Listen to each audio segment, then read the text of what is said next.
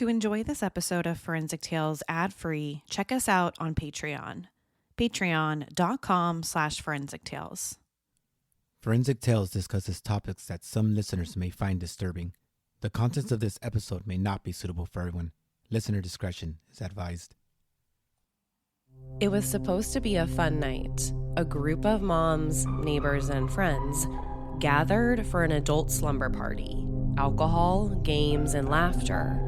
The kind of night where you let loose, take off your responsibilities, and just be yourself. But by the next morning, one of them was dead. Her name was Tamla Horsford, a 40-year-old mother of 5. She was found face down in the backyard of the home where the party took place, cold, lifeless, and alone. The official story? She was drunk. She slipped. She fell off a second-story deck and died. But that explanation didn't sit right with her family, or with a growing number of people who started asking hard questions. Why were there so many injuries? Far more than you'd expect from a simple fall. Why did no one hear or see what happened? And why, in a house full of people, were there so little forensic evidence to go on? This is the story of what happens when the science raises more questions than answers, when families are forced to fight for investigations they believe never truly happened, and when the absence of evidence becomes its own kind of clue. This is Forensic Tales, episode number 285, The Death of Tamla Horsford.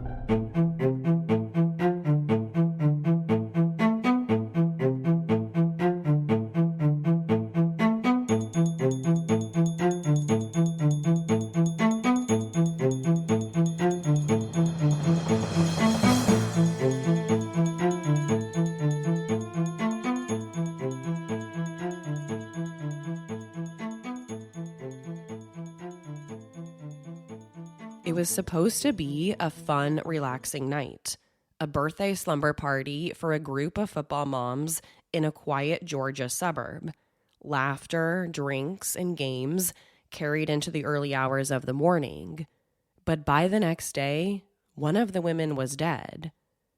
On the morning of November 4th, 2018, the body of 40-year-old Tamla Horsford was discovered face down in the backyard of the home where the party had taken place. Her death was quickly ruled an accident, an unfortunate fall from the deck after a night of drinking. But almost immediately, the case raised more questions than answers. Tamla was the only Black woman at the party. Her injuries didn't appear consistent with a simple fall. The scene had been cleaned up before investigators had even arrived, and conflicting witness statements only added to the confusion. Was this really a tragic accident, or something far more sinister? This week, I dive into the controversial death of Tamla Horsford, a case that ignited national outcry and skepticism about how justice is pursued. We'll look at the forensic evidence, or lack thereof, and explore how missteps and assumptions can derail the truth. Because in forensic science, the smallest overlooked detail can mean the difference between an accident and a homicide. Tamla Horsford was more than just a name in a headline. She was described as a vibrant, devoted mother of 5, a loving wife, and a cherished friend. Born on October 10th, 1978, in an island in the Caribbean, Tamla's early life was rooted in the close-knit community of island living. Her family then relocated to the Bronx, New York in 1989. As an adult, Tamla moved to Florida, a place that reminded her of her Caribbean roots. It was there that she met her husband, Leander Horsford, who was also from the Caribbean. The couple eventually moved to Cumming, Georgia, for her husband's work. And by all accounts, they settled in there. Tamla made friends easily and was heavily involved in her kids' sports. We'll talk about the kind of place that Cumming, Georgia is a little later in the episode, because many people believe that this town's history and its demographics play a central role to this entire story. Tamla was wholeheartedly a sports mom. She would show up to her kids' games with a bullhorn, cheering them on with her catchphrase, "Can't stop greatness." And it was this kind of enthusiasm and dedication that allowed her to form so many close friendships with the other parents. In November 2018, Tamla and her husband were eagerly anticipating the arrival of their first grandchild. Tamla had raised her husband's daughter from a previous relationship as her own, so they were both very excited about the new baby. Let's now go to the party that starts this entire story. On November 3rd, 2018, Tamla was invited to what seemed like a harmless get-together, a small sleepover-style birthday party hosted by a woman named Jean Myers, the mother of one of Tamla's son's football teammates. The gathering was meant to be low-key: food, drinks, games, and an opportunity for a group of football moms and close friends to unwind without their kids. The party started at 7, but Tamla didn't get there until a little while later because she had to make dinner for her husband and kids before heading over. Although it was supposed to be an all-women gathering, 3 men ended up being present: Jose Barrera, Tom Smith, the husband of another guest, and a third man who only stopped by to drop off and then later pick up his wife. Out of the 12 people who were there that night, Tamla was the only Black woman in the group. The night was entirely social. They watched the LSU-Alabama game, played Cards Against Humanity, and shared drinks. Tamla, known for her lively personality, brought a bottle of tequila and was reportedly in good spirits throughout the party. Guests later described her as laughing, dancing, and enjoying herself. At one point, she even texted her family to let them know that she was okay and that she was having a good time. Tamla was also the group's only smoker, so she was regularly seen stepping out onto the balcony to have a cigarette. At some point during the evening, she also smoked marijuana with one of the other parents. However, the homeowner had asked her to stop. According to own statements to the police, she jokingly referred to Tamla as the female Bob Marley and reminded her that her boyfriend, Jose, worked as a pretrial officer, implying that drug use inside of the house wouldn't be appropriate. The plan all along was for it to be a sleepover. Guests were told they could drink and stay the night if they needed to. And Tamla had already informed her husband that she was planning to spend the night and she would be home the next morning. Later in the evening, the 2 men who had been downstairs in the basement watching football, Jose Barrera and Tom Smith, eventually joined the women upstairs during their game of Cards Against Humanity. Based on witness statements, as well as photos and videos that were taken that night, Tamla had been drinking tequila. Toxicology reports would later confirm that she did have a high blood alcohol content. But despite that, witnesses, along with the photos and videos, described her as a cheerful, engaged person, and she didn't visibly seem intoxicated. This will be important as we talk about this a little bit later on. So at face value, the night seemed to be pretty uneventful. But by the next morning, everything would change. Those who weren't staying the night left around 11:30, while the rest went to bed over the next couple of hours. According to multiple witness statements, Tamla was still awake when and her boyfriend Jose went to bed around 1:30. The last person to reportedly see her was Bridget Fuller, who left around 1:45 after being picked up by her husband. Bridget told police that Tamla was eating a bowl of gumbo and mentioned she planned to smoke one last cigarette before heading to bed. Shortly after that, the home's security system recorded a series of backdoor entries. The door opened, then closed, then opened again for the last time at 1:57 a.m. After that, there was no other activity until Tamla's body was discovered outside. The next morning, around 8:45, Madeline Lombardi walked into the kitchen to make some coffee. And as she looked out the window, she saw something on the ground. It was her niece's friend Tamla, still in her white dog print pajamas, face down in the backyard.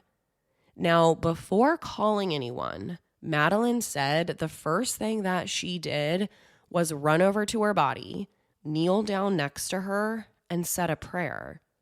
After that, she told the police she ran upstairs to her niece and Jose's bedroom and said something to the effect of, "Your friend from the islands is lying in the backyard," end quote. At 8:59, Jose called 911. On the recorded call, which lasts just over 16 minutes, both can be heard saying Tamla wasn't moving, wasn't breathing, and she appeared to be stiff. They described her as lying in the grass below the home's elevated back deck, roughly 14 feet below. At one point during the call, Jose makes a comment that would later raise eyebrows. Quote, "She was drinking, and it looks like, I'm guessing maybe she fell off the balcony. You can listen to the full 911 call online if you want." So let's pause here and talk about the forensic significance of this moment. Finding a body outdoors already presents challenges, but especially in the early stages of decomposition. In this case, the environmental conditions at the scene would seriously complicate things. Ambient temperature, weather, and insect activity could rapidly degrade key evidence. Estimating time of death would be difficult without a reliable internal body temperature. Ants and other insects could alter skin abrasions, bruises, or any other type of skin surface trauma. Environmental exposure may have diluted or destroyed potential DNA evidence, either on her clothing, on the ground next to her, or even on the deck railing. But possibly most importantly, the position of her body, lying face down with her arms at her side, would later become a very important detail to this case. Many questioned whether a simple fall could have resulted in a landing like that. On the 911 call, Jose also drew attention to a small cut on Tamla's wrist, even going as far as to speculate that it might have been self-inflicted. Here's what he said, quote, "She's lying in the yard, basically on the patio downstairs. She's not moving one bit. She's not breathing. I'm noticing a small cut on her right wrist.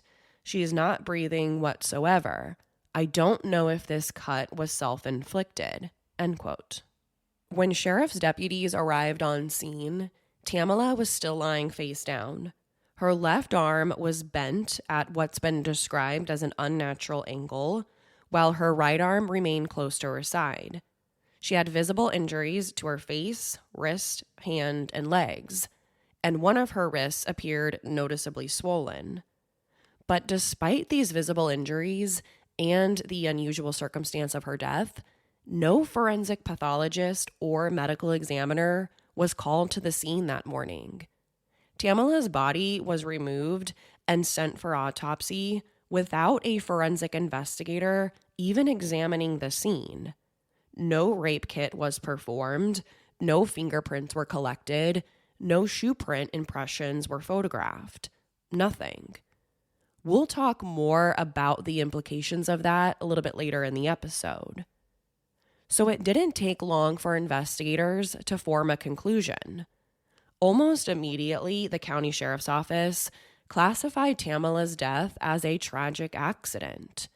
They theorized that she had fallen from the second-story deck during the early morning hours, likely after everyone else had either left the party or had gone to bed.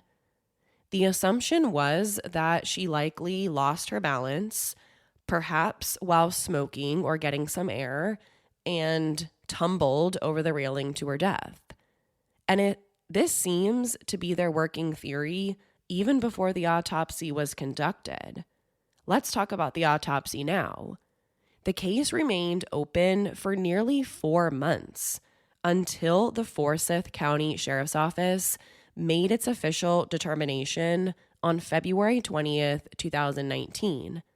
This was 2 full weeks after the Georgia Bureau of Investigation, GBI, released its final autopsy report. Here's what it said. Cause of death, multiple blunt force injuries, manner of death, accident. According to the GBI, Tamla had a blood alcohol concentration, BAC, of 0.238, nearly 3 times the legal driving limit. She also had traces of THC from marijuana as well as Xanax. The conclusion? Tamla was heavily intoxicated, which may have impaired her coordination and balance. They cited the alarm activity, the door alarm, as well as the unlit cigarette and lighter that Jose claimed to have found on the upper deck. In their view, it was a tragic but simple fall. No arrests were made. No one at the party was treated as a suspect. And perhaps most telling, the Forsyth County Sheriff's Office officially closed the case. But to Tamla's friends and family, that explanation never felt right. They struggled to understand how, at a party where she was the only Black person there, her death was ruled an accident so quickly and with so little scrutiny. They also raised a number of other questions. How could a woman with such a high BAC, someone who appeared in control of her behavior in both videos and eyewitness accounts, manage to fall over a nearly 4-foot railing? Why didn't anyone in the house hear anything? Why didn't they hear the fall? Most of the guests had gone to bed just like 15 to 20 minutes before this happened. So how does a grown woman fall from a deck right outside the windows of these people sleeping and no one hears a thing? And finally, how could a fall like that cause the type of injuries that she had? Let's take a closer look at that. Tamla's body was covered in bruises and abrasions. She had cuts and scrapes on her face, including her forehead, nose, and chin. There were bruises on her arms and legs and lacerations on her hands. One of her wrists was dislocated and the other one was broken. But the most baffling injuries were the internal ones. Tamla had a laceration to the right ventricle of her heart, significant head and torso trauma, and most notably, a broken neck. According to the GBI's medical examiner, these injuries were consistent with a fall from a 14-foot high deck. But many forensic experts and critics of the case found that explanation hard to believe. A lacerated heart, in particular, is a rare injury more commonly seen in high-speed car crashes or severe physical assaults. So it raised an obvious question. Could a simple fall, without any defensive injuries or signs of flailing, really cause something so severe? Then there was the position of her body. Tamla was found face down in the grass, with both of her arms by her sides and one palm tightly clenched. So some experts pointed out that if she had truly fallen from the deck, her body would likely have landed in what they describe as a more chaotic or more contorted position, not perfectly face down, arms pinned neatly. And that clenched hand In forensic pathology, clenched hands can appear in sudden or traumatic deaths, including asphyxiation or struggle. It's rare, but when it happens, it's often significant. Then there were her clothes. Tamla was wearing a white paw print pajama onesie, but according to the initial police report, it was described as clean and relatively undisturbed. A strange detail considering the extent of her injuries and the fact that she allegedly fell face first into a ground that had wet grass and had dirt, but her pajamas are completely clean. For Tamla's loved ones, the GBI's autopsy didn't provide closure. It opened up even more questions. They began to scrutinize not just her injuries, but the entire investigation, particularly the way it was handled in the very beginning, which I touched on earlier in the episode. When deputies from the Forsyth County Sheriff's Office arrived at the home, they walked in to what should have been treated as a potential crime scene, an unexplained death under unusual circumstances. But that's not how it was handled. Instead of securing the scene, preserving evidence, multiple guests remained inside of the home, some of whom who had already started cleaning up from the night before. People were walking around, collecting personal items, wiping down surfaces, while Tamla's body was still lying in the backyard. Every minute that passed increased the risk of contamination, yet there seemed to be little urgency to preserve the integrity of the scene. And then there's Jose, her boyfriend, and a pretrial officer at the time.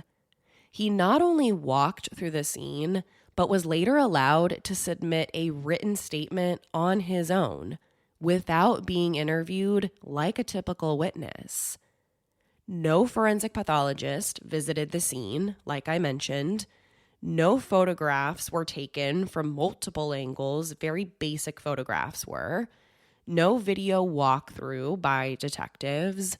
No forensic mapping of her body in relation to the deck that she supposedly fell from.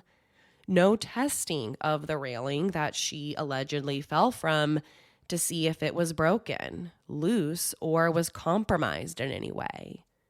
Perhaps most critically, no drug or alcohol testing was conducted on anyone else at the party that night. By the time interviews happened, some hours, even days later, that window had already closed. Any substances in their system would have either worn off or become much harder to detect. Even the 911 call that morning struck Tamla's family as odd. Jose immediately referenced Tamla being drunk and suggested that she may have fallen from the balcony before any paramedics or law enforcement had even looked at the scene. To her family, it felt like a narrative had already been written and that no one was interested in questioning it.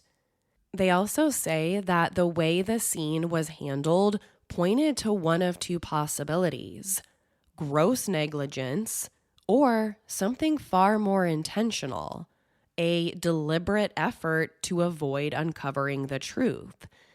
And it didn't stop there. One of the first red flags raised by Tamla's family was the failure to secure or recover surveillance footage. The home where the party took place reportedly had an exterior security system, the kind of system that could have recorded exactly what happened that night. But investigators claimed the system wasn't functioning that night. No footage has ever been recovered. Then there was the issue of lighting. Tamla's body was found in the backyard just below the elevated deck. But the official reports never mentioned whether that area had outdoor lighting. Was it pitch black? Could someone walking out there alone at 1:30 or 2 o'clock in the morning even see where they were going? We don't know. because no one ever documented it.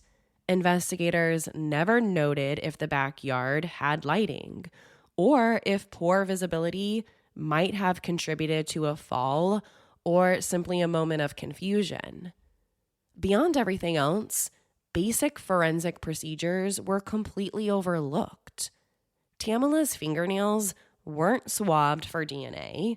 Her hands weren't bagged at the scene, a standard protocol in any case where a struggle or foul play might be involved. There were no soil samples collected, no search for hairs, fibers, blood in the backyard. Nothing to indicate a proper forensic sweep had ever been performed. Earlier, I mentioned that the other party guests weren't immediately questioned. So let's talk about that now. According to some reports, their stories didn't exactly line up. Most people claimed they went to bed shortly after midnight. Some said Tamla stayed up to have one last cigarette and watch football on her cell phone. Others weren't sure. The timeline was fuzzy. No one said they saw her fall. No one heard a scream, no crash, no loud thud from the deck. But here are some discrepancies. One guest said she saw Tamla eating a bowl of gumbo in the kitchen sometime around 1:45. Another said she had already gone outside by then. Several guests claimed they barely knew Tamla and went to bed early. Yet others recalled full conversations with her later in the night. Some who said they were asleep in upstairs bedrooms somehow described details that they couldn't have possibly witnessed.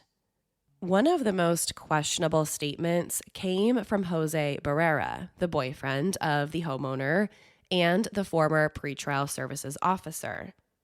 He claimed he discovered Tamla's body the next morning. But in the 911 call, Jose made a series of odd remarks. He called Tamla stiff. He speculated she fell from the deck because she had been drinking.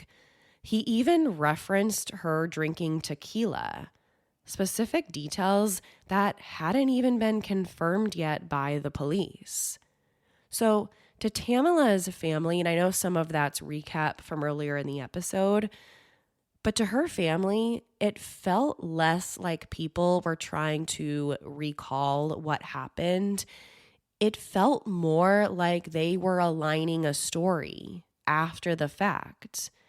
And it wasn't just speculation. Text messages later uncovered between some of these partygoers hinted at an effort to control the narrative.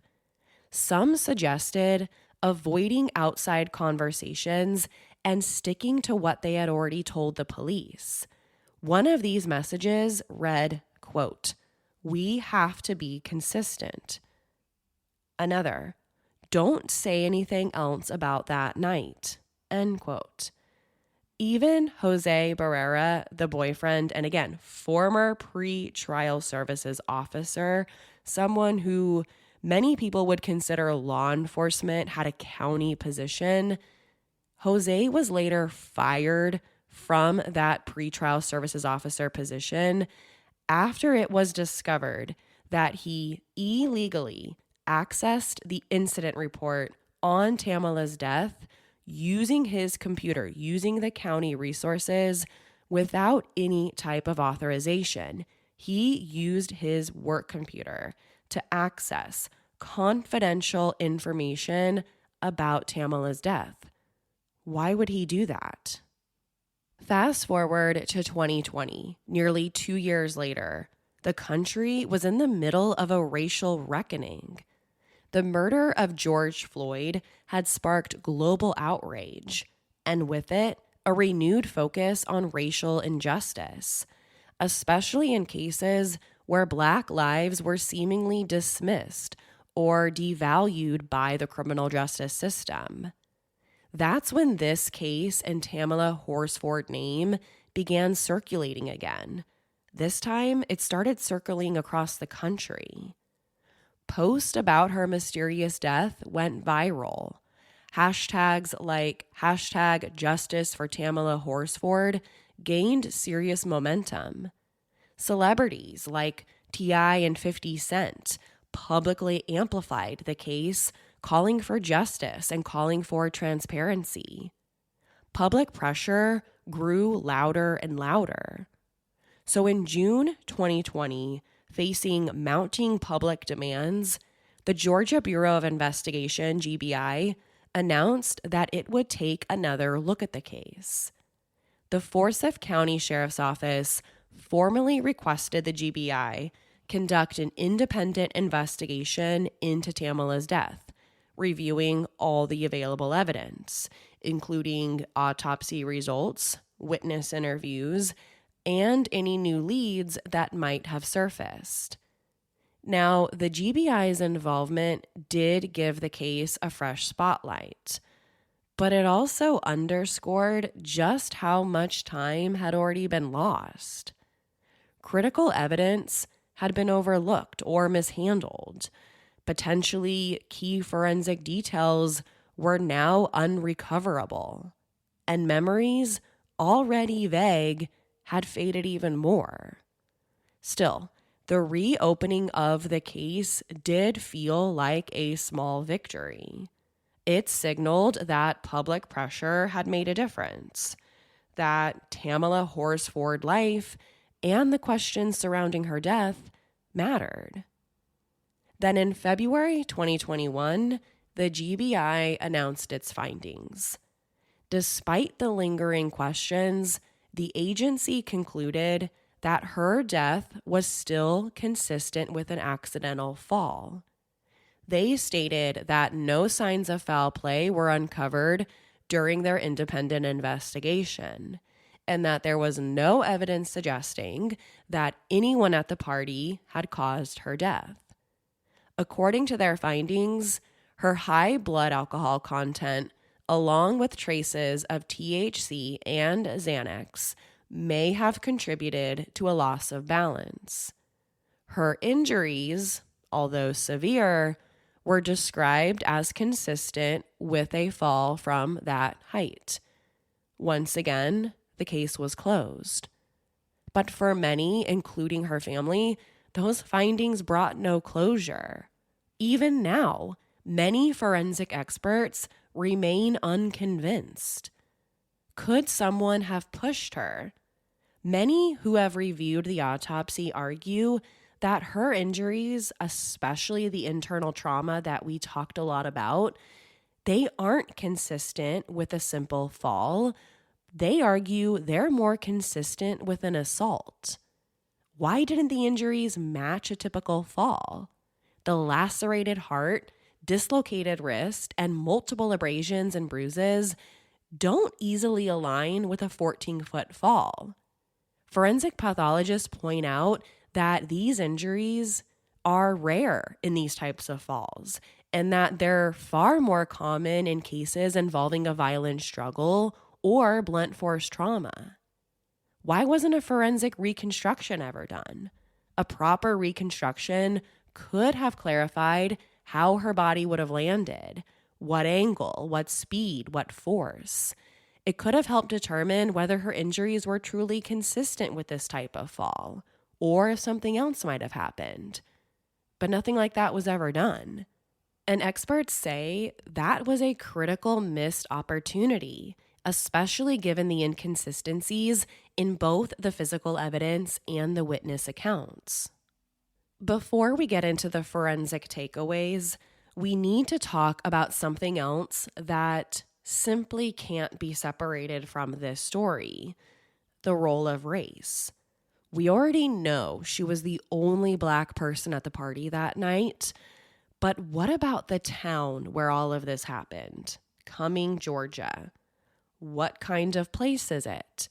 And could the town itself, its history, its culture, have played a role in how her death was treated? Let's talk about it. Forsyth County, where Cumming is located, sits about 40 miles northwest of Atlanta. It's primarily white, upper middle class suburb, and Cumming is the only incorporated city in the entire county. But the area has a deeply troubled racial history. In 1912, a series of brutal events unfolded that would shape the county for generations. According to Rolling Stone, it began when a black man was accused of raping a white woman, and another was blamed for the rape and beating of a different white woman. What followed is horrifying. White mobs stormed black homes and businesses, terrorized families, drove people out. By the end, 1,098 black residents, roughly 10% of the county's population, had been forcefully removed. For decades after that, Forsyth County was entirely white. As recently as 1990, census data showed just 14 black residents in the entire county, and it didn't stop there.